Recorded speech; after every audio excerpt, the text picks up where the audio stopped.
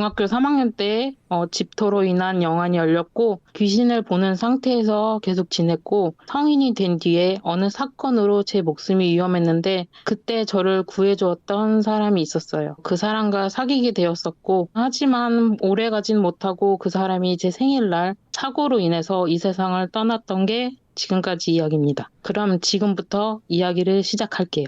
이 이야기는 그 사랑했던 사람이 이 세상을 떠나고 정리한 뒤에 있었던 이야기예요. 전 그때 버티기가 진짜 너무 힘들었어요. 지금 생각해도 너무 떨리는데, 가족도 친구도 더 이상 버팀목이 없었죠.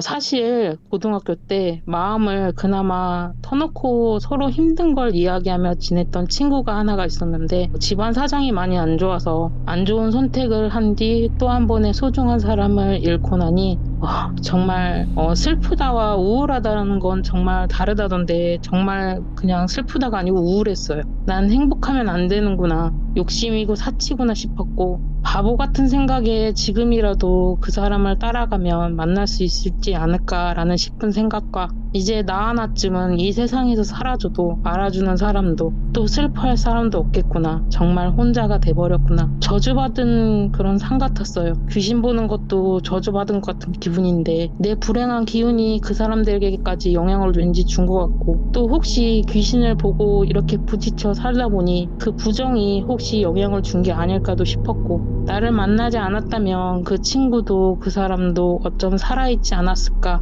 애초에 난 태어나지 말았어야 했는데 태어나서라는 그런 생각까지 이런저런 생각에 우울감에 계속 도돌이표였어요. 그래서 미련 없이 그 사람 집을 정리하고 떠날 준비를 했어요. 그 사람이 힘이 돼주어서 처방은 받았지만 먹지 않고 모아둔 1년 반치의 약과 지갑만 챙기고 그 사람과 추억이 있었던 바다로 떠났어요. 그렇게 돌아다니다가 허름한 민박집에 3일 동안만 있겠다며 방을 구했어요. 다른 숙박업소는 그런 차림이면 방을 내어주지 않아서 정말 녹이 슬어 색이 바랜 조그맣게 민박이라고 써있는 곳으로 갔어요.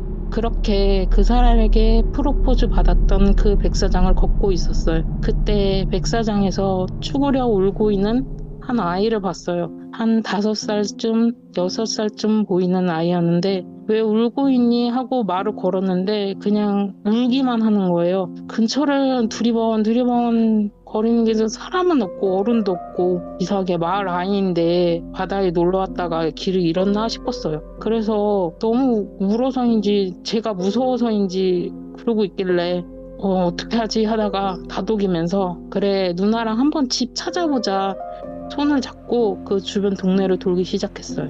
혹시나 가족이 찾고 있지 않을까 싶었는데 아무도 안 보이는 거예요. 애는 울고 너네 집은 어디쯤이니? 기억나는 거 없니? 해도 말도 없고 파출소라도 찾아볼까 싶어서 주변을 봤는데 너무 시골이라 좀 나가야 있더라고요. 걸어서 가기는 좀 애매한? 괜히 또 백사장에서 데려왔나 거기 또 찾고 있지 않나 싶기도 하고 그러다가 해가 지고 있어서 급하게 어망을 손질하고 계시던 동네 주민이 있어서 여쭤봤어요. 옆에 이 아이 혹시 아시나요? 하고 주민분께 여쭤봤는데 한참 보시더니 갸우뚱하시는 거예요. 아, 동네 애가 아니었나? 혹시 모르시나 싶었는데 주민분이 그러시는 거예요. 아무도 없는데 어디 아가 있나고?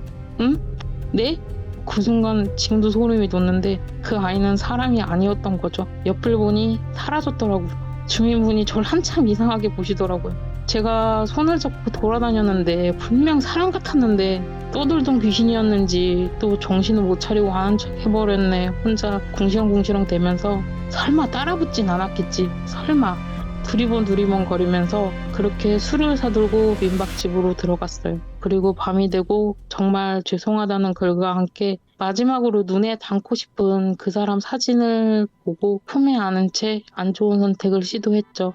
다른 사람들은 삶의 끝에 망설인다 하는데 전 망설임조차도 없었어요. 그때는 누군가에게 나 좀 붙잡아 주세요 할 만한 사람도 없었어요. 정말 초라하게 혼자였고 그 그동안 아둥바둥 힘들게 살아와서 지치기도 한 것 같아요. 그렇게 사진이 기억에 흐릿하게 보이고 깊은 잠에 빠졌어요. 그리고 그때 꿈을 꿨어요. 날씨도 변화도 없는 백야현상 마냥 그렇다고 어둡지는 않고 밝지도 않은, 근데 생물이라고는 찾아볼 수 없는, 바람도 불지 않는 그냥 허허벌판 같은 곳을 걷고 있었죠. 하염없이 걸었어요. 앉아서 주저앉고도 싶고 울고도 싶은데 이상하게 계속 걷게 되더라고요. 하지만 끝은 보이지 않았죠.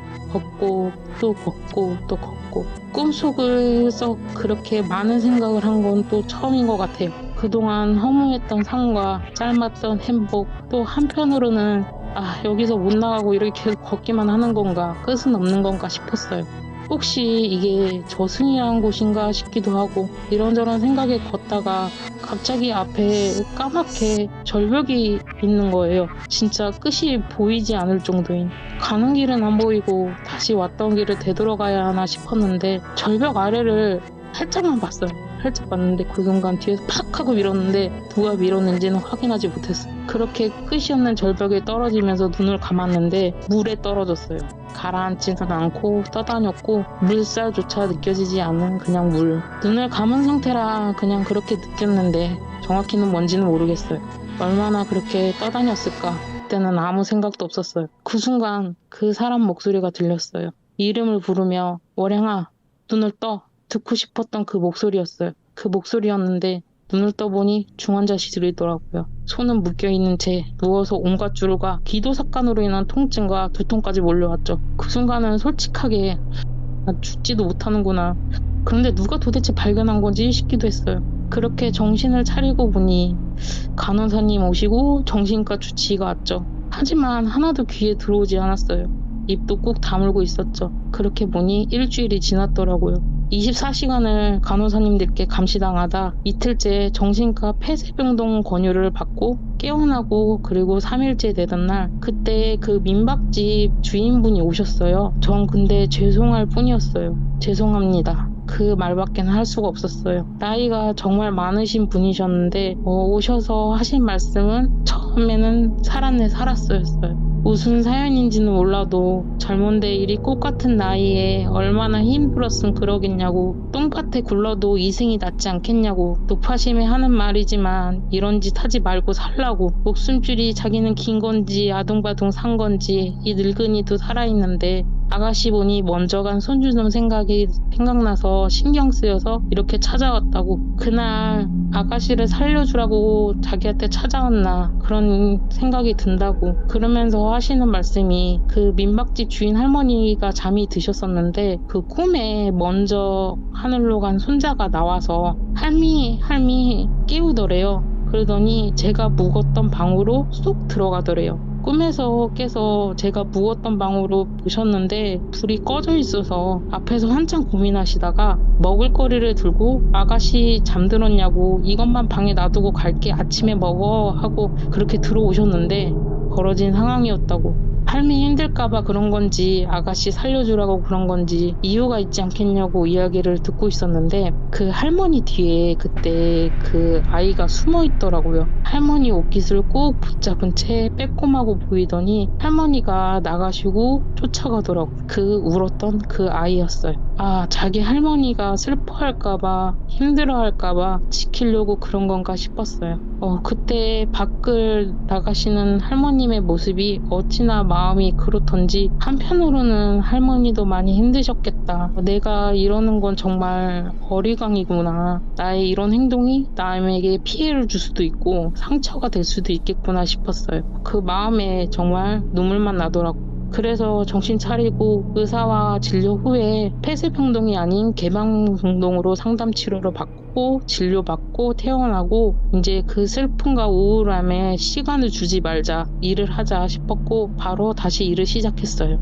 그 이후에 몸을 혹사시키면서 일을 하고 술을 엄청 많이 마셨는데요. 그때 있었던 일은 다음 시간에 들려드릴게요. 그 아이는 왜 저를 따라다니면서 울었던 건지, 물에 떠다닐 때 들렸던 그 사람의 목소리는 무엇이었는지, 미스테리하고 안 좋은 선택을 하면 또 저승사자도 오지 않고 그곳에 지방령이 된다고 하는데, 저야 그 끝없는 곳에 가다가 절벽에 떨어졌지만 그 끝없는 걸었던 곳이 그곳이 저승에도 못 가고 이승에도 못 가는 곳에 있다가 결국 제자리 걸음처럼 계속 맴도는 게 아닐까 싶어요. 오늘의 이야기는 여기까지였습니다.